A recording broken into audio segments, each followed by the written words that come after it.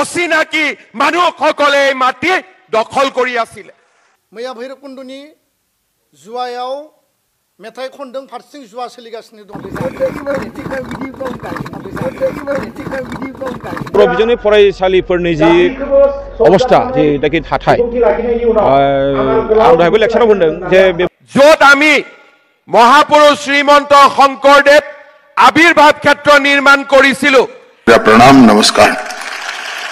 সংখ্য সংগঠনে মুখ্যমন্ত্ৰীৰ লগত অবৈধ টকা পইচাৰ লেনদেন কৰাৰ কাৰণে আৰু হঠা মিতেৰালি কৰি থকাৰ কাৰণে তেওঁলোকক এনেকৈ ৰাজহুৱাকৈ অপমানিত কৰিব পাৰিছে যে সংগঠনবিলাকে 6 জনগোষ্ঠীৰ জনজাতিকৰ নিৰ্বাচনৰ আগত বিচৰাই নাই বুলি মিছা কথা কৈ তেওঁলোকক সমগ্ৰ ৰাইজৰ আগত দুখী সাব্যস্ত কৰিছে। বিৰাট দুখুনাंथाव थासारि जे थांनाय अक्ट'बर दाननिफ्राय नभेम्बर दान दिनै डिसेम्बर बे दान मोनथामाव दुर्गा पूजा थांबाय, बिनि उनाव लक्षी पूजा थांबाय, बिनि उनाव दिवाली काली पूजा रास मेला दा गोदान बोसोर बरायनाय आरो गोजाम बोसोरनि जोबनाय गोबां माखासे मासरुम बायदि पिकनिक स्पट खुलिदों। इन्ड' भुटान बर्डार एरियायाव पिकनिक स्पट खुलिदों, बेयाव पिकनिक जानो थांदों बनभोजनि मुङाव टुरिजिमनि मुङाव। जोंहा बेयाव बुंनो गोनां गैया, बादा होनो गोनां गैया। आरो पिकनिक स्पट खुलिनाय लोगो लोगो बे लकेल युथफोरा माखासे इनकाम जेनेरेशन बेयाव एक्टिभिटी बा बिथांनि इनकाम जेनेरेशननि खामानियाबो जादों, जोंहा बुंनो गोनां गैया। किन्तु खोथाया जाहैबाय फुजा मेलाया सानथाम सानब्रै जायोब्ला बेयाव एडिशनेल खाथियाव मेला जाफायो आरो बियो 1 मास गाहाम जायो। दुर्गा पूजा रास मेला लक्षी पूजा ओरै नोङो दिवालीनि मुङाव कुनु मेलाया जोबनानै थांबाय। इसोरखौ फुजिनायनि खामानिया बा बेयाव जिखिनि नियम नीति दङ रीति नीति दङ बे जोबनानै थांबाय। किन्तु एडिशनेल मेला सोलिबाय थायो, इलिगेल मेला सोलिबाय थायो। आरो बे मेलायाव मा जायो? जुवा जायो, दाइस जायो, माबा माबि जानाय जोङो नुदों। उन्दै गथ'आबो गेलेहैदों, बिमाफ्राबो गेलेहैदों, बिफाया गेलेहैदों, गथ' गथाय फिसा फिसौ लानानै सेंग्रा सिख्लाफ्राथ' बेयाव बाहागो लादों। माखासे सुबुंनि खोथाखौ बुंदों आङो, गासैबोनि बाथ्राखौ बुङाखै। दा जाय थासारिया दिनै सृष्टि जादों, दिनै मासरुम बायदि पिकनिक स्पटआव पिकनिक स्पट खुलिनायखौ जों एन्टि खालामाखै, बेयाव बेरायनो थांनाय पिकनिक जानो थांनायखौ जों एन्टि खालायाखै। किन्तु बेयाव जुवा जादों। मैया भैरबकुंडनि जुवायाव मेथाइ खनदों फारसेथिं जुवा सोलिगासिनो दङ। क'क्राझारनि पिकनिक स्पटआव, चिरांनि पिकनिक स्पटआव, बाक्सानि भुटान बर्डार खाथिनि पिकनिक स्पटआव जेराव पिकनिक जादों तामुलपुराव उदालगुरियाव बेयावनो जुवा, बेयावनो ड्राग्स, बेयावनो जौ, बेबायदि मोनसे आड्डा दिनै थासारि सोलिनायखौ नुदों। बे मा जादों आरो मा परिबेस सृष्टि खालामनो नागिरदों? थारैनो बे जोबोद दुखुनांथाव। जाय परिबेस परिस्थितिया सिगाङाव जोब्बायमोन बेखौ जिर' डाउन खालामनो हाबायमोन, खमायनो हाबायमोन। किन्तु दिनै जौ जुवा पिकनिकआव माने बे दाइस होनाय आरो बेजों एन्टारटेनमेन्ट आरो एन्जयमेन्ट लानायनि जि मोनसे परिबेस परिस्थिति नुदों, थारैनो बेयो जोबोद दुखुनांथाव। कारण आइ रिभार फेस्टिभेलाव जागायजेनखालिनो सासे माने बाइकजों सौग्रावनानै जिउ जोबनो गोनां जादों। आरो लावहाटीनिफ्राय फैफिननाय जाय मटर साइकेलजों सानै माने मिसक्रेन्टफ्रा फैबाय, बे सुबुंफ्रानो साइमन किस्कुखौ देगारजों सुदों। गाबोन बहाबा जागोन, समफोर बहाबा जागोन। आरो बेफोरबायदि आनरुलि थासारिखौ मानो सृष्टि खालामनो नागिरदों? गभर्नमेन्ट लेस आरो प्रशासन लेस, कुनु बेयाव असिनि रल गैया, एसएसपि नि रल गैया, डिस्ट्रिक्ट एडमिनिस्ट्रेशननि रल गैया। तारमाने दिनै बे आनरुलि माने एन्टि ससियेल एक्टिभिटिखौ दिनै जानो होनाय बायदि थासारिखौसो जों नुदों। आरो बे थारैनो जोबोद दुखुनांथाव। दिनै जोंनि ओनसोलाव गोबां हारि माहारिनि आफादफोर दङ। आं रावबो आफादखौ सोंखारिनोबो नागिराखै, रायनोबो नागिराखै। बिराद गुनि गियानि बेक्ति दङ, पण्डितफोर दङ, जोंहा कनसियास सिटिजेन माखासे नागरिकफोर दङ, कनसियास दिनै बेक्तिफोर दङ, ससियेलि कनसियास, पलिटिकेलि कनसियास, गुबुन गुबुन बिथिङाव कनसियास। किन्तु दिनै बेफोर आनरुलि थासारिखौ नुनानै रावबो बाथ्रा बुङा, रावबो खुगा माने बेखेवा आरो रावबो बिनि सायाव हेंथा खालामग्रा मानसि गैया। दुलाराय बर' फरायसा आफादा बड'फा मिशन फर सास्टेनेबल चेन्जनि गेजेरजों समाज फोसाबनाय, समाजखौ थिग खालामनाय आरो बेबायदि जौ जुवा ड्राग्स आरो समाज बेरेखा खामानिनि हेंथायै जों खामानि मावबोगासिनो दङ आरो मावलांबाय थागोन। किन्तु दिनै एबसुनि आनसलिका इउनिटआ जिल्लाया बादा होनो थाङोब्ला बै जौ जुवा आरो ड्राग्स आरो जेराव जुवा जादों बे बेक्तिफ्रासो उल्था एबसुखौ आक्रमण खालामनो नागिरनाय आरो एबसुनोसो फैसा जासिनो नागिरनाय बेबायदि मोनसे प्रलोभन होनाय परिबेस परिस्थितिखौबो जों दिनै नुदों। स्वयं प्रशासनानो दिनै जोंखौ बुंनो नागिरो जे जुवानि पारमिसन बियोब्ला एबसुनियाव सोङैथाय आनसलिकनियाव डिस्ट्रिक्टनियाव इउनिटनियाव बे खोथाखौ बुंनाय जोङो नुनो मोन्दों, खोनानो मोन्दों। आरो जोंनि दख'रा आरो जिल्लाफ्रा जोंनो फोरमायदों। बे बिराद दुखुनांथावना। आरो जुदि प्रशासना जुदि बेफोरखौ लाय होयोब्ला गेलेग्रायाथ' गेलेखागोन आरो बेफोरखौ खालामनानै मोजां मोन्दों। दिनै एटेनसनखौ डाइभार्ट खालामनानै जोंनि समाज जोंनि ओनसोलखौ ध्वंस खालामनायनि थासारिखौ जोङो नुनानै आए हुए सभी भाइयों बहनों को मेरा प्रणाम नमस्कार। सबसे पहले मां आदिशक्ति कामाख्या के चरणों में प्रणाम कर मेरी बात की मैं शुरुआत करता हूं। मैं भारत रत्न असम के प्रथम मुख्यमंत्री श्रद्धेय गोपीनाथ जी को भी बहुत मन से याद करना चाहता हूं, क्योंकि गोपीनाथ जी न होते तो असम आज भारत का हिस्सा न होता।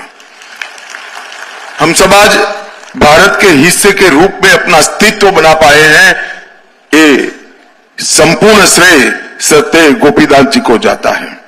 मैं डॉक्टर भूपेन हजारिका जी और श्री स्वर्गस्थ जुबिन गर्ग को भी मनपूर्वक याद करना चाहता हूं। ये दोनों महानुभावों ने ब्रह्मपुत्र के तट से लेकर पूरी दुनिया में असम की संस्कृति, असम का संगीत और हमारी कला को विश्व भर में प्रसिद्ध करने का काम किया।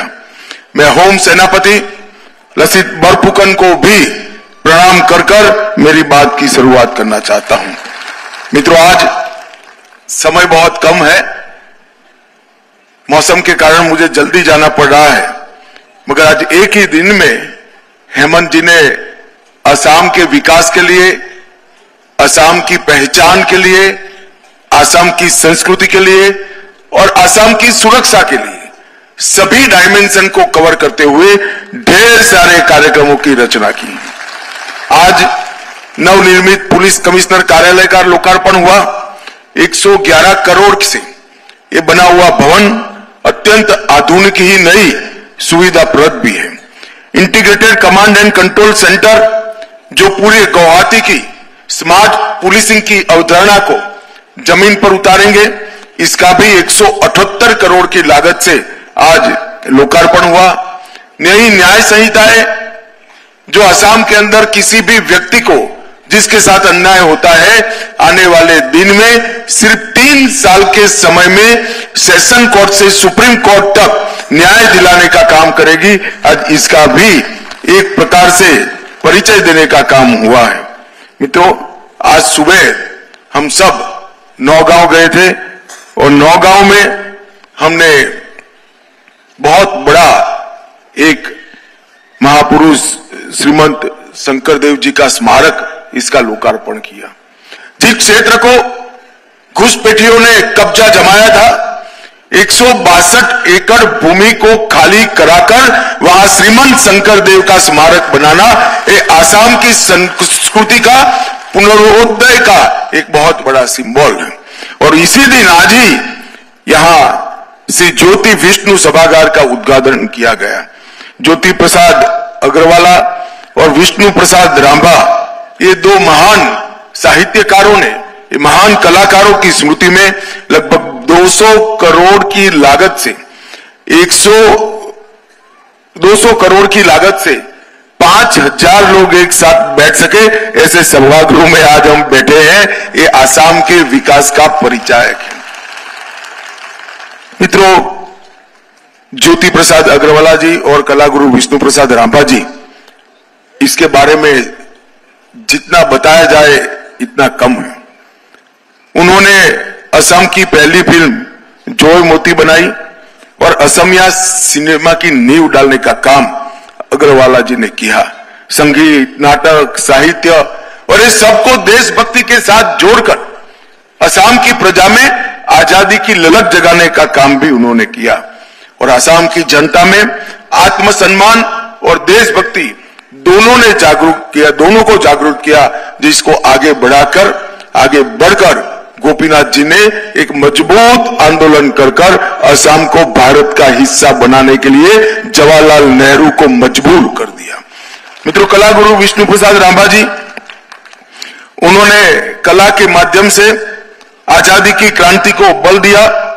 आम लोग, मजदूर, किसान और अंतिम पंक्ति में खड़ा हुआ आदिवासी, इस सबको अपने सहज, सरल और साहित्यिक शब्दों से उन्होंने आजादी के आंदोलन के साथ जोड़ा। विदेशी कुशासन, उससे उत्पन्न हुई गरीबी और असमानता और सामाजिक अन्याय के खिलाफ उन्होंने जागरूकता दी। आज मैं सिर्फ ज्योति प्रसाद अग्रवाला जी की एक कविता का भावार्थ बताना चाहता हूं। मैं शक्ति का पुत्र हूं, भक्त मुक्ति को हृदय में धारण किए हुए हूं, मुक्ति की आकांक्षा में आगे बढ़ता हूं। मैं अर्जुन हूं, मैं गांडीवधारी हूं, मैं ही धनंजय हूं जिन्हें मृत्यु पर विजय पाई है। मैं आसाम का हूं, मैं भारत का हूं और मैं युवाओं की अग्रिम चेतना का कारण हूं। ये जो स्पिरिट था, वो स्पिरिट को ये हमारा सभागृह हमेशा हमेशा के लिए जीवित रखेगा। मित्रों, आसाम एक बहुत लंबे दुस्वप्न जैसे कालखंड से बाहर आया है। 10 साल पहले के आसाम की कल्पना करिए। बंद, ब्लॉकेड, बम धमाके, गोलीबारी, न जाने कितने हथियारी संगठन इस आसाम में चलते थे, कितने आंदोलन चलते थे।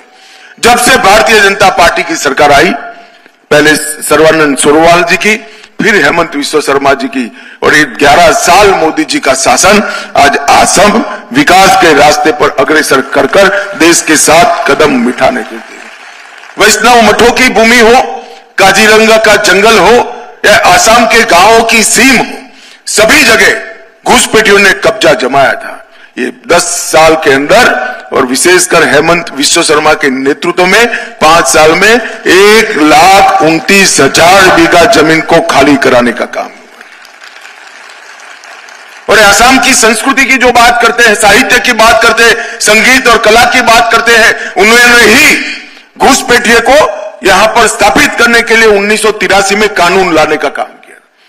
मैं आज कांग्रेस पार्टी को इस सभागार से याद कराना चाहता हूं, क्या घुसपैठियों की इतनी घुसपैठ के बाद आसाम की भाषा, संस्कृति, कला, संगीत जिंदा रह सकता है क्या? आपने तो वोट बैंक की राजनीति सृजित करने के लिए आसाम के अस्तित्व पर ही सवालिया निशान लगा दिया था। मित्रों, आज काफी कुछ हुआ है, मगर इससे संतोष नहीं है। मैं आज इस कार्यक्रम के माध्यम से अंत में आसाम की जनता को इतना ही कहना कर जाता हूं, 10 साल से आपने कमल को, मोदी जी को, सर्बानंद को, हेमंत विश्व शर्मा को आशीर्वाद दिया है। एक और 5 साल कमल को आशीर्वाद दे दीजिए। हम पूरा सुनिए तो, एक और 5 साल आशीर्वाद दे दीजिए। आसाम से एक एक घुसपैठिए को चुन चुन कर खदेड़ दिया जाएगा, और वही तो रक्षा करेगा आसाम की संस्कृति की, भाषा की, संगीत की, हमारे व्यंजनों की, हमारी मिली जुली संस्कृति की। और आसाम के अंदर जितने भी हथियारी ग्रुप थे, चाहे कार्बी हो, चाहे बोडो हो, हर प्रकार के हथियारी ग्रुप से हमने समझौता कर शांति को प्रस्तापित किया है। 10,000 से ज्यादा युवा हथियार छोड़कर आज मेन स्ट्रीम में वापिस आए हैं और आसाम विकास के रास्ते पर है। यहां लाखों करोड़ रुपया का इंडस्ट्री लग रहा है, इंफ्रास्ट्रक्चर बन रहा है। काजीरंगा देश का सबसे महत्वपूर्ण पर्यटन स्थल बन गया है। लसित बरफुकन का आसमान को छूने वाला स्टैच्यू लगाकर लसित बरफुकन की याद हमारे युवाओं को हृदय में प्रस्तापित करने का काम किया गया है। और इतने साल के बाद आसाम आंदोलन के शहीदों का भी उचित स्मारक बनाकर आसाम आंदोलन के शहीदों को एक प्रकार से न्याय देने का काम किया है। आज यहां पर कुछ बच्चे भी बैठे हैं जिन्होंने हृदय का उपचार हुआ। जन्म से डिफेक्ट लेकर पैदा हुए बच्चे के जीवन में अंधकार था। मैं सच अर्थ में हेमंत जी की ये पहल का बहुत बहुत स्वागत और साधुवाद करना चाहता हूं। आज ये बच्चे जो यहां बैठे हैं अपना पूर्ण जीवन स्वस्थता से आगे बढ़ेंगे। ये भी इंजीनियर बनेंगे, डीएम बनेंगे, आईपीएस बनेंगे और देश को, आसाम को आगे बढ़ाएंगे। उनका जीवन जीने का अधिकार असम सरकार ने उनको वापस दिया है। न केवल वो, उनके अभिभावक के साथ यहां से बेंगलुरु भेजकर अच्छे से अच्छे अस्पताल में इनका इलाज कराकर आज भी उनका मॉनिटरिंग हो रहा है। इस सच अर्थ में हृदय को बहुत शांति देने वाली बात है। मित्रों, मैं आज अंत में इस कार्यक्रम में इन सभी बच्चों को बहुत बहुत शुभकामनाएं भी देना चाहता हूं और इनकी मंगल कामना भी करता हूं कि आपके जीवन में आप हर क्षेत्र में आगे बढ़िए, असम और देश का नाम आगे बढ़ाइए। मित्रों, फिर से एक बार असम विकास के रास्ते पर प्रशस्त हो गया है। मार्च अप्रैल में चुनाव आएंगे। ऐसी सरकार चुनना जो घुसपैठियों को घुसने न दे और असम को विकसित राज्य बनाने के लिए सफल हो। फिर से एक बार ये सारी पहल जो आज हुई है, इसलिए असम सरकार और मुख्यमंत्री हेमंत विश्व शर्मा को हृदय पूर्वक मैं बहुत बहुत बधाई देता हूं। फिर जब आऊंगा लंबी बात भी करूंगा और मन से आपको मिलूंगा। आज समय का बहुत तकलीफ है, इसलिए आप सबसे संक्षिप्त में बात करके जा रहा हूं। वंदे मातरम, भारत माता की। जोङो बिजों फरायनानै रावबो जाम्बा जाया, रावबो जाम्बि जाया। राव सोलोंनाय, इंराजि सोलोंनायखौ जोङो गुरुत्व होनांगौ, हिन्दीखौ जों गुरुत्व होगोन। नाथाय जोंनिया नाम्बार 1आ जाबाय जोंहा बर' बिजोंखौ जों गुरुत्व होगोन आरो होनांगौ। आं दिनै बेखायनो रायजो राजाखौ स्पष्ट खावलायदों, जोंनि आइ आफाखौ आं स्पष्ट खावलायदों, जोंहा बेवहाय जेबो गोनो गोथो जानो नाङा, गिनो नाङा जे बिजों फरायनानै रावबो जाम्बा जाया। दिनै जोंहा गोबां साइन्टिस्ट दङ, दिनै जोंहा गोबां IASफोर दङ, ACSफोर दङ।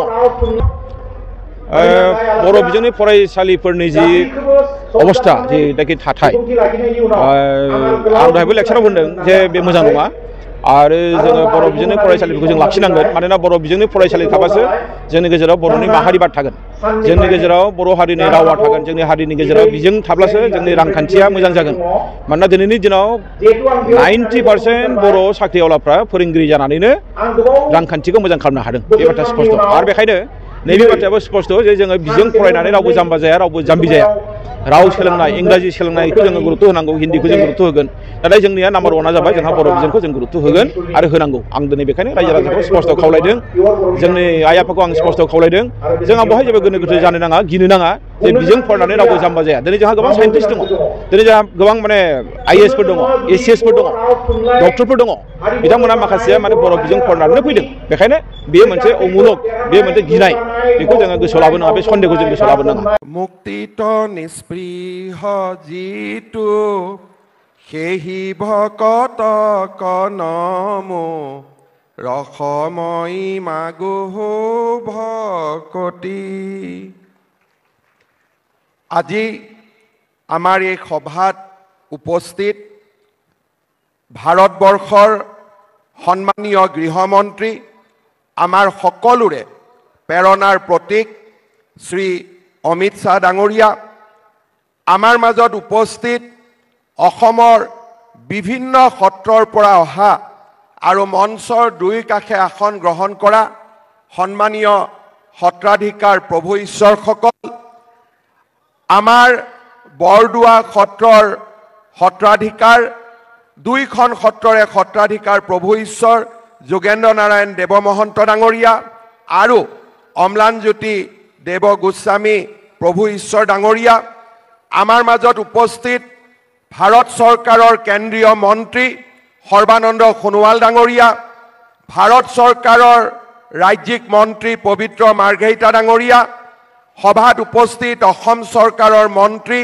বিমল বৰা ডাঙৰীয়া, পীযুষ হাজৰিকা ডাঙৰীয়া, কেশৱ মহন্ত ডাঙৰীয়া, কৌশিক ৰায় ডাঙৰীয়া, মাননীয় বিধায়ক ৰূপক শৰ্মাকে আদি কৰি মঞ্চত উপবিষ্ট সন্মানীয় বিধায়ক আৰু আমাৰ অতিথিগণ, বিভিন্ন অঞ্চলৰ পৰা অহা মোৰ অতিকে শ্ৰদ্ধাৰ আই মাতৃসকল, শ্ৰদ্ধাৰ ৰাইজ আৰু সন্মানীয় সুধীবৃন্দ, আজিৰ দিনটো অসমীয়া জাতিৰ বাবে এটা অত্যন্ত পবিত্ৰ দিন।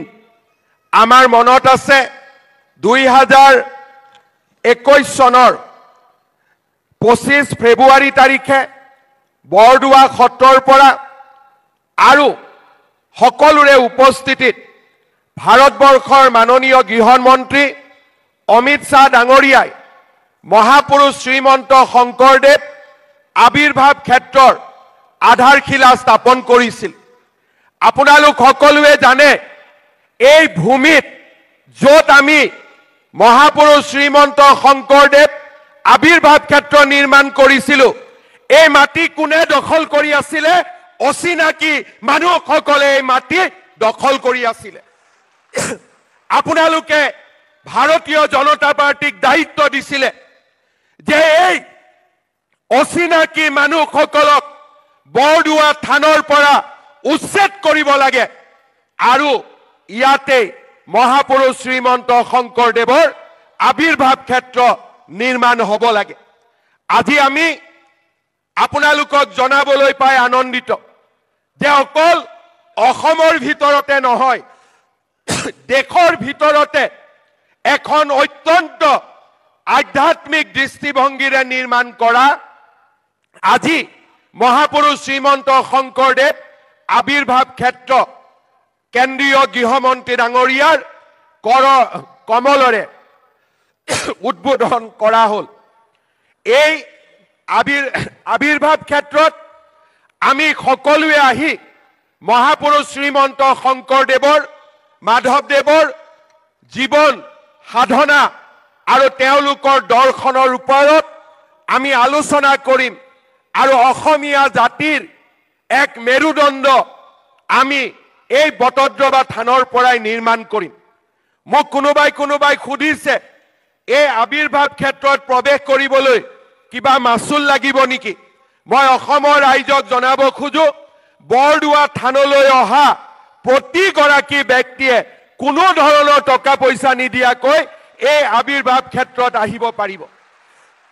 কাৰণ আমি বিচাৰো যে আমাৰ জাতিয়ে আমাৰ জাতিটোক জীয়াই ৰখাৰ সংকল্প এই আবিৰ্ভাৱ ক্ষেত্ৰ এই বৰদোৱা থানৰ পৰাই আকৌ এবাৰ আমি সকলোৱে ল'ব লাগিব। মই বাৰে বাৰে ৰাইজক কৈ আছো যে ৰাইজ অসমীয়া জাতি আজি সংকটেৰে পৰিপূৰ্ণ। চাৰিওফালে আমি এছাম মানুহৰ দ্বাৰা পৰিবেষ্টিত হৈ আছো যিসকলে শংকৰ আৰু মাধৱৰ জীৱন দৰ্শন বুজি নাপায়। কেইদিনমান আগতে মই ভাৰতীয় জনতা পাৰ্টিৰ কাৰ্যনিৰ্বাহক সভাত কৈছিলো যে আমি সাৱধান হ'ব লাগিব। আমি সকলোৱে বুজি পাব লাগিব যে আমাৰ গুৰু শংকৰ আৰু মাধৱ আছিল, শংকৰ আৰু আজান ফকীৰ নাছিল। আজি আমাৰ সেকুলাৰিজম কৰা ব্যক্তিসকলে মহাপুৰুষ শ্ৰীমন্ত শংকৰদেৱৰ লগত আজান ফকীৰক সংলগ্ন কৰে। মই তেওঁলোকক সোঁৱৰাই দিব খোজো মহাপুৰুষ শংকৰদেৱ আৰু মাধৱদেৱ আমাৰ গুৰুজনা, তাৰ লগত আন কোনো নামৰ সংলগ্ন কৰা নহব, আন কোনো নাম জড়িত কৰা নহব। শংকৰ মাধৱ আমাৰ জাতীয় জীৱনৰ প্ৰাণ প্ৰতিষ্ঠাতা আৰু সূৰ্য আৰু চন্দ্ৰ থকালৈকে শংকৰ মাধৱ আমাৰ গুৰু দুইজনা আমাৰ মাজত জীয়াই থাকিব। শ্ৰদ্ধা ৰাইজ, আপোনালোকৰ আশীৰ্বাদত আমি এখন চৰকাৰ গঠন কৰিছিলো যি চৰকাৰে প্ৰধানমন্ত্ৰী ডাঙৰীয়াৰ আশীৰ্বাদত অসমলৈ বিকাশৰ এক গংগা নমাই আনিছে। কিন্তু আমি বিশ্বাস কৰো যে বিকাশৰ লগে লগে আমাৰ জাতিৰ পৰিচয়ও থাকিব লাগিব, জাতিৰ অস্তিত্বও থাকিব লাগিব। যদি জাতিৰ পৰিচয় নাথাকে বিকাশৰ কোনো মূল্য থাকিব নোৱাৰে। বিকাশ আৰু জাতিৰ পৰিচয় যেতিয়া দুইটা একেলগে যাব অসমীয়া জাতি বিশ্বৰ ভিতৰতে এটা মহাজাতিলৈ ৰূপান্তৰ হ'ব। সেইবাবে আজি আমি যোৱা 5টা বছৰ 10টা বছৰ নিৰলসভাৱে কাম কৰিছো। আপোনালোকে জানি ভাল পাব অসমৰ সত্ৰ, অসমৰ বনজ, অসমৰ ভিজিআৰ পিজিআৰ এই গোটেইবিলাকত আজি আমি সেই অচিনাকি মানুহসকলক উচ্ছেদ কৰি 1,45,000 বিঘা মাটি আজি আমি জাতিটোৰ বাবে মুকলি কৰিছো। সকলক আমি শান্তিত অসমভূমিত থাকিবলৈ নিদিওঁ, এই সংকল্প আজি বৰদোৱা থানৰ পৰাই মই ল'ব বিচাৰিছো। শ্ৰদ্ধা ৰাইজ, আমি জাতিক নিৰ্মাণ কৰিব লাগিব। আমাৰ জাতি মহাশক্তিত পৰিণত হ'ব লাগিব আৰু সেই কাৰণে আজিৰ সভাত উপস্থিত সকলো ৰাইজৰ জৰিয়তে মই অসমবাসী ৰাইজক অনুৰোধ জনাম, অচিনাকি লোকক মাটি বিক্ৰী নকৰিব, অচিনাকি লোকক চাকৰি নিদিব আৰু অচিনাকি লোকসকলক জাতিৰ বৰঘৰত সোমাবলৈ অনুমতি নিদিব।